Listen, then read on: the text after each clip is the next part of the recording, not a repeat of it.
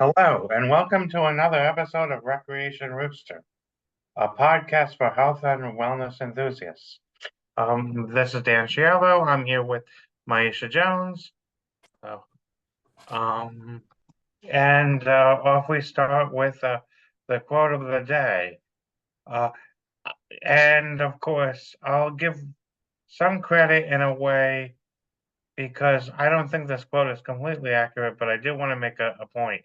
The quote of the day that I'm going to use is an occupational therapist works with someone from the waist up, a physical therapist works with someone from the waist down, and a recreational therapist works with the inside out. So, an occupational therapist works with a patient from the waist up, a physical therapist works with a patient from the waist down, and a recreational therapist works with somebody from the inside out. So, I'm going to give a little bit more credit than that to our sister disciplines, but actually, the point is that we are the ones that really, uh, in many ways, even more so than anybody else, holds the wellness space in many ways because uh, that's our whole thing is health and wellness and working with somebody from the inside out. So now, I mean, to give them credit, I think occupational therapists actually do a little bit of that too, because I mean, I took some occupational therapy classes, and a lot of it is also um, getting people to function better one way or the other. Occupations are kind of the jobs of everyday living. So, but a child that might be play for a adult that might be work for relationships or other occupations that they may have. So, of course, I think the occupational therapist also works with them a little bit from the inside out too. And same thing with the physical therapist. They also sometimes work on if there's a shoulder injury or upper body injuries. They don't just work with people from the waist down. But of course, and of course, I feel like some of their interventions are actually good for mental health as well. I mean, some of those exercise definitely is good for mental health. So, and physical therapists do that. So, and not only that, but they also, have those heating pads and stuff like that, and cool and Hmm. ice pads, and that could really work well for anxiety and other stuff like that. So, yeah, I mean, I think that there definitely is an overlap with our sister disciplines, and that's a good thing Yeah, because we do need to have, I would say, reinforcement for certain areas with different disciplines. So, absolutely. I mm, think I think you did a great explanation of the quote for today. Um, oftentimes I say that whereas some of the disciplines that you mentioned, OT and PT, they may deal on micro um, issues that have a lot to do with range of motion and other physical functioning. We as RTs, oftentimes we say that we deal in macro, meaning that we not only deal with physical functioning, but we deal with all of the underlying pieces that has to do with strong use of intrinsic motivation and of executive functioning, which all go hand in hand with improved physical functioning. So in many respects, yes, we do deal from the inside out. I don't know very many RTs that forces a client to do any of our programming. However, the mindset of many clients when they're assigned to other disciplines such as PT and OT is that I'm here for a certain amount of weeks, for a certain amount of sessions, and I must show up in order to get the treatment, to get the desired outcomes, right? And then after those weeks are over, those sessions are done. However, with rec therapy, that's just not the case. Many of the cases is that the clients seek us out. They seek out the resource, and we work with our clients for a lifetime.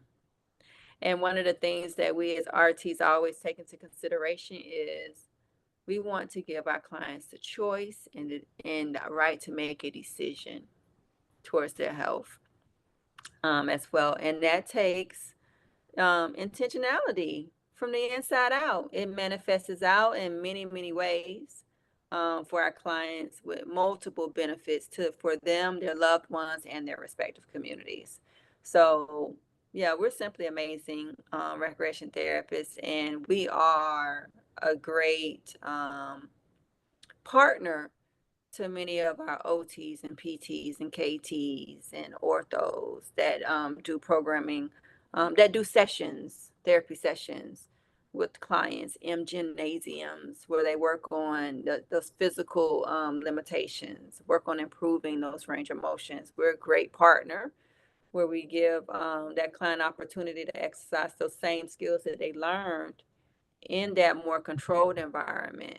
And we also give us a strong opportunity for these skills to be sustainable and for there to be a lifestyle change, after those 6 weeks or after those 12 weeks of PT and OT sessions have been completed as well. Yeah, we are unique, and we do complement and piggyback off of each other, the OTs, PTs. So, yeah, of our sister disciplines. So, next, we're going to get going with the song of the day. And that is Girls Just Want to Have Fun, Cyndi Lauper. So, yeah, you Thank you so much. know about Life it. gets in the way sometimes. So, with that being said, guys, yes, Dan is absolutely right. Our song of the day is Cyndi Lauper, Girls Just Want to Have Fun. It's a very upbeat pop record that oftentimes many people are aware of. It became so very popular. I think it was one of the many records that showcased the amazing talent that Cyndi Lauper has.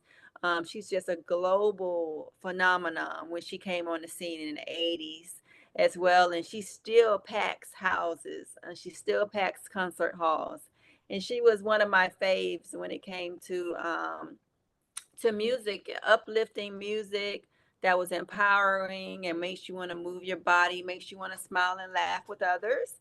And so I have found this song to be great in programming as well as a quick icebreaker to get things started. And believe it or not, even though it says girls just want to have fun, once the clients, the female clients start moving, trust me, everyone else wants to move too. So yes, that is our song of the day. Girls Just Want to Have Fun by Cyndi Lauper. Yeah, I love it. Yeah. Yeah. And next up, guys, we have our next segment. It is actionable steps in TR, and we're speaking about advocacy, actionable steps of advocacy in therapeutic recreation. Take it away, Dan. Right. Well, I mean, a powerful way to do it in many ways is finding stories that success stories, highlighting them. That's a very good way to that. Also, the papers like and other places that will feature you in your programs, and that's often how I've gotten programs on TV, on radio, on in print media, etc. So yeah, explaining the stories about how there was one person I worked with who had like 80 something surgeries, 90 surgeries, brain surgeries Wow. or whatever, and was an amazing artist. And one person found out they could be an artist too, and they only had half of a brain. So Wow, that's amazing. mhm, Yes, definitely literally. showcasing those case studies where recreation therapy interventions are used. And I mean, this is the thing. We love talking about great stories with high acuity, more challenging patients, but also, speaking on the ups and the downs that comes with plan of care, because the plan of care is an ever evolving document, right? And being creative and utilizing recreation therapies, non-invasive interventions and strategies to affect a positive change.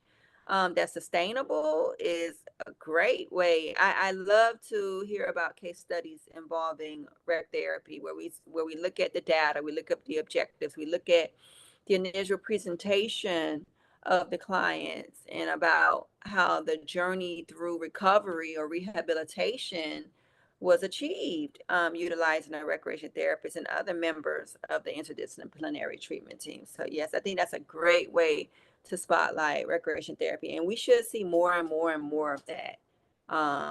Definitely, I attend a lot of grand rounds, working at the VA. And oftentimes in these grand rounds, I hear about nursing case studies. I'll hear about psychology or psychiatry case studies. Very rarely will I hear about recreation therapy case studies. So I encourage each and every one of you to definitely spotlight and showcase your case studies, your more complex cases, and talk about it and talk about how the recreation therapy interventions resonated and increased resiliency, increased life resiliency for your clients as well. I think that's a great suggestion, Dan. Absolutely wonderful. And next up, guys, our next segment is Below the Surface, where we talk about recreation and or leisure subcultures. And today I wanted to talk about Padel. Padel is a new sport that has gained popularity in the upper echelons of our society. We've been seeing multiple courses popping up all over the nation and all over the world. And I wanted to just talk a little bit about Padel. So my best, I would say, interpretation of Padel is where and racket tennis and racquetball meet. Meaning, so just imagine having a tennis court where you can not only hit across the net, but you can hit the walls on the side of you and behind you, right? When you think that's simply amazing. And I heard that it is super fun and it's actually a sport that is more on the active side, but it's something that can be enjoyed for a majority of your very, I would say, years of vitality as well. And it's become very popular. It is a bit on the expensive side to get court time due to there being not as many courts. However, I do think that eventually it will gain more momentum like pickleball has, and different municipalities will begin to have more courts, which would in effect make it more affordable for people to play. The racket that is used is very similar to a pickleball racket as well. So it's super fun. It's gaining momentum. And I think that it is one more thing that will get our clients up and moving, and it will help us to increase our clients' leisure repertoire when it comes to, increasing their options as far as what type of sports and recreation activities they want to use during their free time. Yeah. Have you heard of Padel, Dan? No, not really. I don't really know that much about it. So that was good.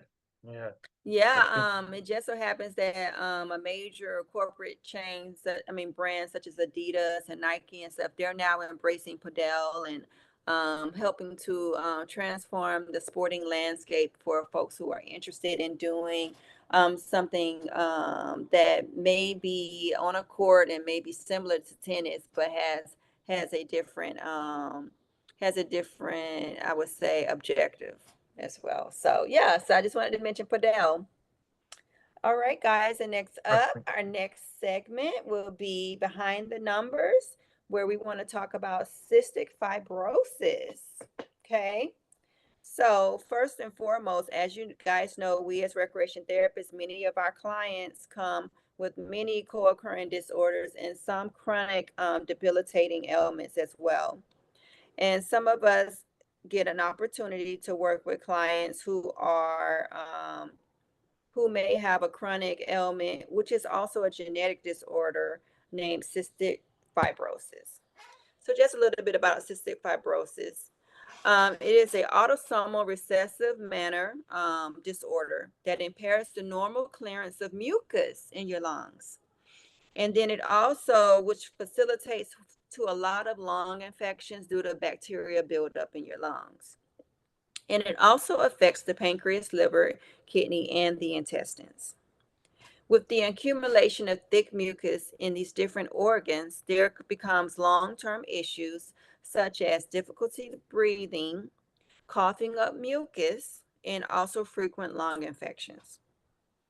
A couple of other symptoms that are associated and signs that one may have cystic fibrosis is that they do tend to have chronic sinus infections. They have poor growth, so they may be underdeveloped physically. They have fatty stool. They also have clubbing of the hands, meaning the fingers and the toes. And also, most males who have cystic fibrosis are also infertile, meaning that they're not able to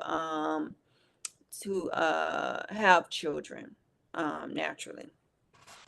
So there's different levels of cystic fibrosis and different degrees of the symptomology as well.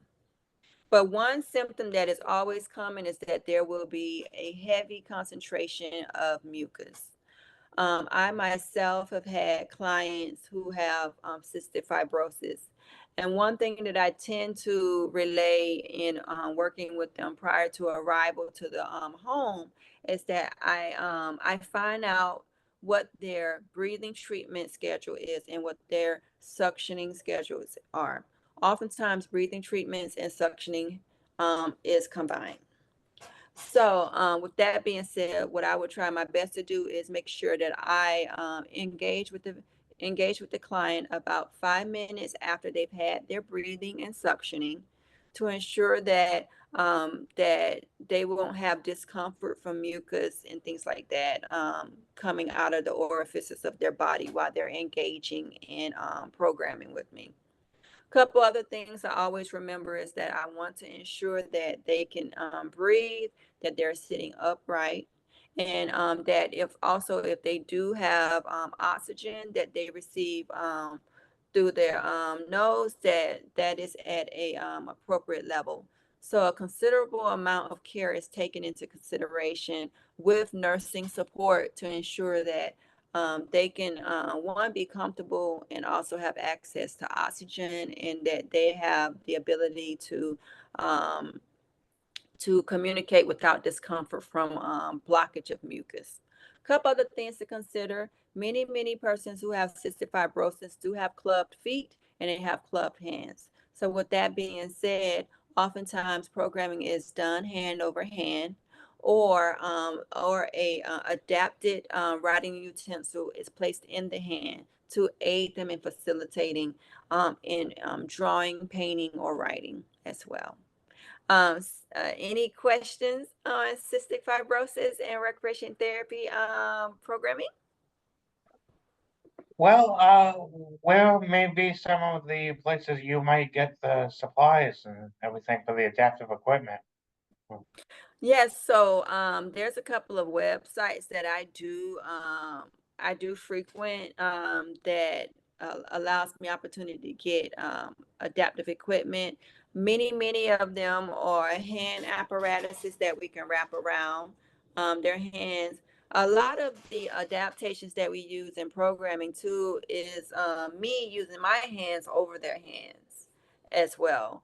Um, I will also say that um, when I have more than one client that has a diagnosis of cystic fibrosis and then has moderate to severe symptoms, I oftentimes do ask for an additional staff to support programming as well. What I will do is I will drop the information on those websites that I get the resources from into the description of this video on YouTube. So stay tuned. Mhm.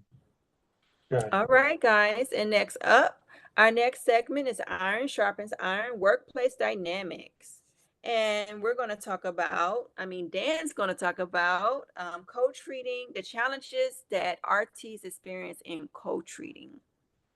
Right, and a lot of it has to do with really the issues with the way that the disciplines are structured. I mean, actually, social work is the one I feel like I've worked with maybe most, but PT and OT, like a lot of them, since they treat one person at a time, doesn't really isn't really as conducive to co-treatments oftentimes. So it's a challenge, and I wonder, I would love to see what some of your thoughts are as an audience, how you may work around some of those challenges, because I'm not sure that I've had that many options, or we really found that much success co-treating with PTs and OTs in that sense. So And the thing I would like to also bring, I'm so glad that you mentioned about the structure around referrals, right?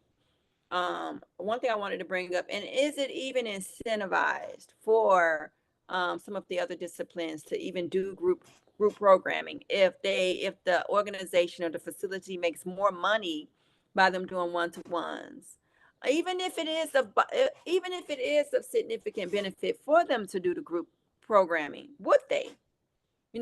When they can bill and make more money seeing one-on-ones, and then actually in workload, because we know that RTs tend to have a very significant workload because we have a heavy documentation time, right? So would these other disciplines even consider doing groups larger than a one-to-one? Because that would mean that they would need more documentation time, and would that documentation time be allotted to them? Most other disciplines, especially like allied health disciplines like PT and OT, I notice they tend to have 30-minute sessions, 15-minute documentation time. 30-minute session, 15-minute documentation time. 30-minute session, 15-minute documentation time, right? So with that being said, it makes you wonder, would it ever even be conducive or even appropriate for them to do group programming? We all know that people heal people, and people tend to do better when they are in group settings when it comes to recovery and rehabilitation. So, reimagining the way that Medicare and Medicaid and private insurance does billing, and to encourage more group interactions would definitely lead to RTs and other disciplines doing more co-treats, which would be beneficial for not just the individual client, but also multiples. That's my thoughts on that one. yeah, Yeah. very good. Absolutely, for sure. Yeah. And next up, guys, we want to have our next segment. Our next segment is Cornering the Market, where we talk about success tips for TRs that are interested in pursuing private practice as an entrepreneur and a clinician. So today I wanted to talk just briefly about the purpose of your website. Mm. So I wanted to mention that there are several reasons why people do get websites, especially in private practice. So I'm going to go from the framework of not just therapeutic recreation specialists, but also just any therapist that's in private practice. Number one reason that many people get a website is because it is like your snapshot of what you're all about, right? So it builds awareness and exposure, right? It gets you into rooms and into spaces and into populations of people that you otherwise would not be able to reach out and touch. However, the second option of your website is that it is your call to action mechanism, meaning that it can be used to have people reach out to you to ask questions. It can be used as a platform to answer frequently asked questions, but it can also be a call to action mechanism, meaning that clients can have the ability to self-book from your website, or they can have the ability to put in a request for booking, a request for um, what do they call it? Insurance verification as well, and a request for resources. They can also request public speaking, and they can request opportunities for you to do any consultation work if they're an organization seeking consultation. Many people have mixed signals about whether or not they want to have their website allow clients to self-book, or if they want to do a 15-minute intake first to discuss the acuity of the client and to discuss if there would be a best fit therapist for the client. And then also too, many websites, they do give an option for payment right there on the site. A deposit prior to the treatment date, the treatment appointment as well. So websites can be used for many, many different functions. I would say primarily it is exposure, building awareness, giving a catalog of services being offered, opportunities for booking, and opportunities for contacting for questions. So I think that's great. And then also too, just across from business to business, it's a great way for other artists to collaborate with each other as well. Remember, no man's an island. We're all here to help each other. And we, as more and more artists get out here and expand and have websites, it actually increases the validity of all of our practices. I call it the 7-Eleven effect or the Starbucks effect. Yeah. No doubt. Yeah. So next up, guys, our next segment is nuts and bolts and TR, where we talk about equipment and supplies. And now we'll have Dan take us away with that segment. Go ahead, Dan. Right. And actually, one area that this is one of my kind of favorite areas in many ways, thinking about how some of the items that I've gotten was involved by writing a letter to a company explaining how we're a good cause, and and that often if you're a nonprofit, they could also get a tax break for donating, and you could then uh, you know uh, I guess, offer them public relations for donating, putting them in the newsletter. We're doing an article in the paper, pushing to do an article in the paper saying, yeah, we collaborated with this agency to do, say, uh, the, I pumpkin extravaganza or whatever you're going to have, whatever program you're going to have. So, and with the good cause that we often work with, is the store people are very likely to give it to you, whatever, because of you know, and it's everybody. And remember, public relations is a multi-billion-dollar industry in this country. So that's why that's why Ronald McDonald's here. That's why sell more hamburgers.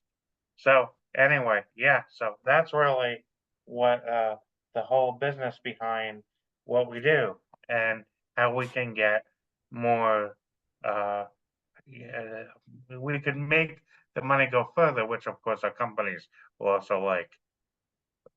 I think that's super cool how you mentioned just simply opening our mouth or writing that letter and soliciting.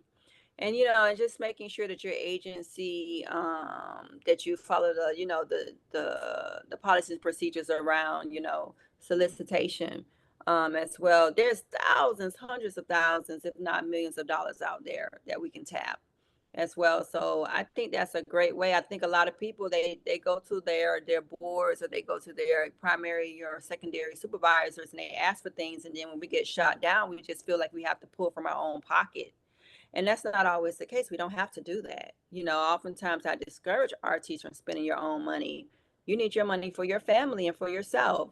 So, reaching out to these, CSRs, which is corporate social responsibility boards at these corporations, is essential. They have the money set aside to do these things as well. And it's not just nonprofits, it's for profits too.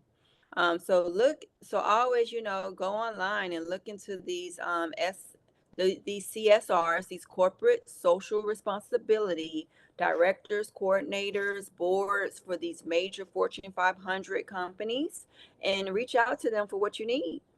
And they'll be, many of them, they'll be happy to support and sustain your programming as well. And next up, guys, our next segment is on the therapist friend clinical tips for use in TR. And we'll have Dan take us away with that one. Go ahead, Dan. Right. Well, I mean, in terms of what we do, we oftentimes use a lot of cognitive behavioral and existential principles Yeah. in our field. That's very big. Helping people think and feel better, behave better, uh, and of course, well, being our root word is recreation. Create and recreate who they are, what they want to become, what their life goals are. So, and that's what we basically do is help people clarify their goals and really behave and think and behave better uh, to meet those goals, in line with those goals. So, so that way they're able to reach those goals. So that's a big part of what we do. So, I mean, of course, you could talk about the cognitive behavioral and existential principles and Yeah. behind what we do. And of course, that will also, I guess, impress the other disciplines to some degree in a way.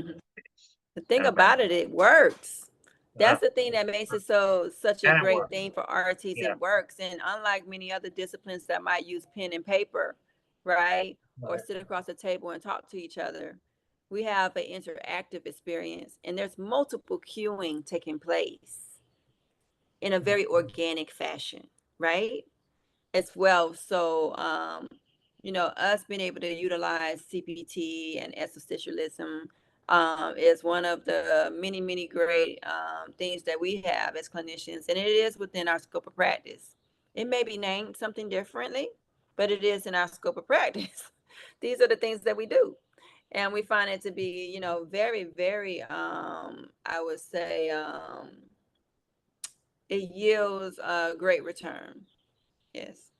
Sure. Well, and I mean, of course, with CPT and existentialism, I mean, there's also really a lot of, how do I say, Um, there's a lot of therapy games out there you could look for online, and other interactive games that get people, thinking about how to behave better, how to, changing their behavior, which could, change how they feel, their thoughts and feelings.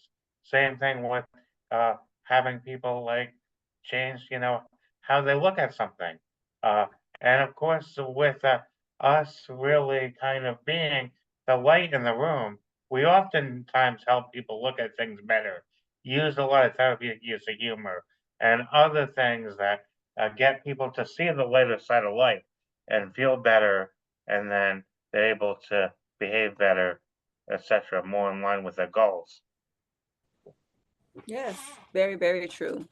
Thank you. Thank you for mentioning that. I think that's something we should definitely utilize more in our clinical practice as RTs. So yes, guys, please let's continue to have a conversation about, CPT and existentialism. I think this is a great topic that we should explore even deeper than today.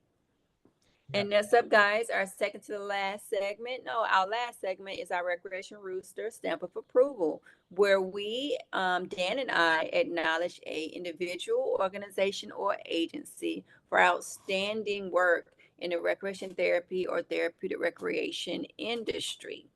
With that being said, I would love to recognize a animal assisted therapy company named Paws for Pets.